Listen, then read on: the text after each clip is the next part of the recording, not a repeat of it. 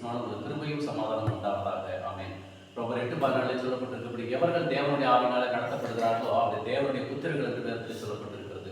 மத்தேயு 13:37, 37, 38, 39 வசனங்களிலே 2 விதமான புத்திரங்களை இந்த வேதம் நமக்கு அடையாளத்தை காட்டுகிறது. நிலம் என்ற இந்த உலகமாகிய நிலத்திலே மனுஷகுமாரனாகிய இயேசுவினாலே நல்ல விதைகளாக விதைக்கப்பட்டிருக்கிறவர்கள் ராஜ்யத்தின் புத்திரர்கள்.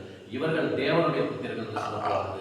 அது மாத்திரமல்ல, பிசாசானவனாகிய பொல்லாங்கனாலே விதைக்கப்பட்டிருக்கிறவர்கள் பொல்லாங்கனுடைய புத்திரர்கள் என்று சொல்லப்பட்டிருக்கிறது. உலகத்தின் முடிவிலே ஒரு பெரிய அறுவடை நடக்கிற போது லூக்கா 13:17 சொல்லப்பட்டிருக்கிறபடி தம்முடைய கையில இருக்கிற தூற்றுக்கோளினாலே அவர் என்ன பண்றார், களத்தை நன்றாக விளக்கி கோதுமை மணிகளை களஞ்சியத்திலே சேர்ப்பாராம். இப்படி நல்ல விதைகளாக கோதுமை மணிகளாக பரலோகத்திலே களஞ்சியத்திலே சேர்க்கப்படுகிறதுக்கு தகுதி பெற்றவர்களா இந்த தேவபுத்திரர்கள். அல்லேலூயா. அவங்க பாத்தீங்கன்னாக்க நீங்கள் வெளிச்சத்தின் பிள்ளைகளாய் நடந்து கொள்ளுங்கள் என்று சொல்லி எபேசியர் 5:8 சொல்லப்பட்டிருக்கிறது. 1 தெசலோனிக்கர் 5:5 சொல்லப்பட்டிருக்கிறது.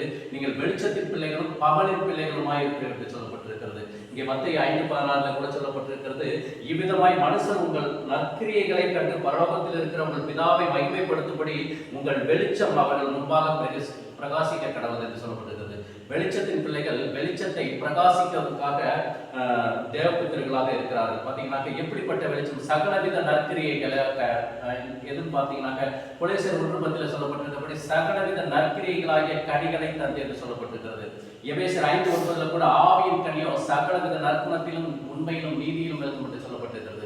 இப்படியாக இந்த சகலவித நற்கிரியைகளாகிய ஆவியின் கனிகளை கொடுப்பதற்காக கலாத்தியர் 5:22 சொல்லப்பட்டிருக்கிறபடி இந்த ஆவியின் கனிகளை கொடுப்பதற்காக பிதாவுடைய நாம மகிமைப்படும்படியாக அவர்களிடத்தில் வெளிச்சம் பிரகாசிக்கப்படும்படியாக வெளிச்சத்தின் பிள்ளைகளாய் ஒளியின் பிள்ளைகளாய் நடப்பதற்காக அழைக்கப்பட்டவர்களால் தேவபுத்திரர்கள். இவர்கள் ஆவிக்கேற்றபடி பிழைக்கிறவர்கள், ஆவியினால் நடத்தப்படுகிறார்கள்.